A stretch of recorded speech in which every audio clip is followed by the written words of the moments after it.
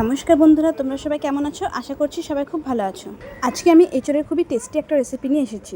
তো চলো তাহলে রেসিপিটা শুরু করা যাক। প্রথমে আমি 1 চামচ নুন দিয়ে গরম জলে এঁচড় ও আলু সিদ্ধ করে নেব।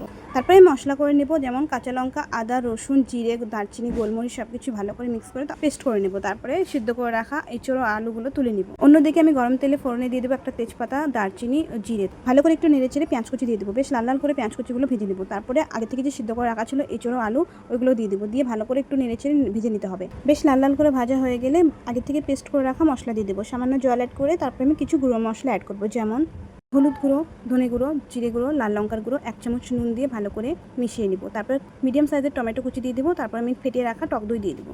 দিয়ে ভালো করে সব কিছু উপকরণ মিশিয়ে নেব। আর দিয়ে দেবো 1 চামচ চিনি। ভালো করে কষানো হয়ে গেলে আমি জল অ্যাড করবো। জল যখন ফুটতে লাগবে তখন 1 চামচ গরম মশলা দিয়ে নামিয়ে নেব। রেসিপিটা ভালো লাগলে অবশ্যই জানিও। আমি আবারও ফিরে আসবো নতুন একটা রেসিপি নিয়ে। টাটা।